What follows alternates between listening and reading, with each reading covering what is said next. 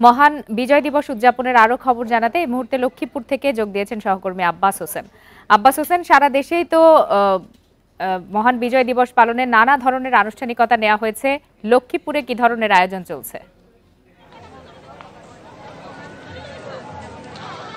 হ্যাঁ, আমি এখন যেখানে আছি এটি কিছুক্ষণ আগে এই লক্ষ্মীপুর জেলার যে আউটডোর স্টেডিয়াম, এই স্টেডিয়ামের পাশেই যে জেলা প্রশাসক, পুলিশ সুপার এবং সিভিল সার্জনের নেতৃত্বে বিজয় মেলার উদ্বোধন করা হয়েছে। দিনব্যাপী এই বিজয় মেলা চলবে।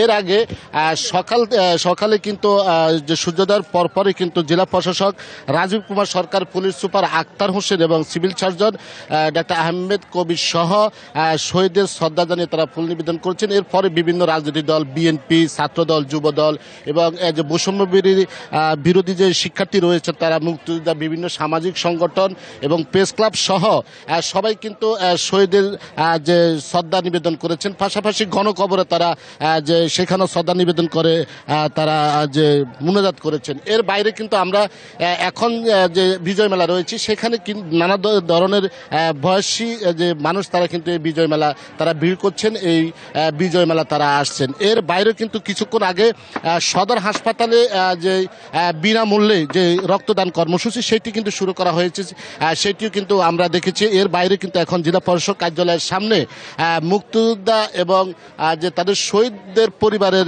যে তাদেরকে সংবর্ধনা দেওয়া হচ্ছে জেলা প্রশাসনের পক্ষ থেকে, এমনটি রয়েছে। অর্থাৎ প্রত্যেক সকাল থেকে এখন পর্যন্ত বিভিন্ন নানা কর্মসূচির মধ্য দিয়ে আজকের এই মহান যে বিজয় দিবস সেটি কিন্তু উদযাপন করা হচ্ছে। এর বাইরে কিন্তু আমরা প্রত্যেকটি উপজেলায় সেখানে উপজেলা নির্বাহী কর্মকর্তার নেতৃত্বে সেখানেও কিন্তু আমরা দেখেছি নানা কর্মসূচি তারা পালন করছে। অর্থাৎ যে বিজয় স্বাধীনতার ৫৪ বছর পরে যে বিজয় মেলা আজকে যে আমরা দেখেছি আনুষ্ঠানিকভাবে, সেটি কিন্তু যথাযোগ্য মর্যাদা যে বিভিন্ন নানা কর্মসূচির মধ্য দিয়ে কিন্তু সেটি চলছে। তবে বিকেলে আমরা যে জেলা স্টেডিয়াম মাঠে সেখানে কিন্তু যে জেলা প্রশাসন এবং বণিক সমিতির উদ্যোগে কিন্তু সেখানে খেলার আয়োজন করা হয়েছে। অর্থাৎ আজকে দিনব্যাপী কিন্তু জেলা প্রশাসন বা পুলিশ যে প্রশাসন রয়েছে বা বিভিন্ন যে দপ্তরগুলো রয়েছে তাদের উদ্যোগে কিন্তু আমরা দেখেছি বিভিন্ন স্থানে নানা কর্মসূচি তারা পালন করছে। অর্থাৎ এখন পর্যন্ত সুন্দরভাবে শান্তিপূর্ণভাবে এই বিজয় মেলার যেটি সেটি চলছে। এর বাহিরেও কিন্তু আমরা দেখছি যে মহান যে বিজয় দিবস সেটি কিন্তু পালন করা হচ্ছে এখানে।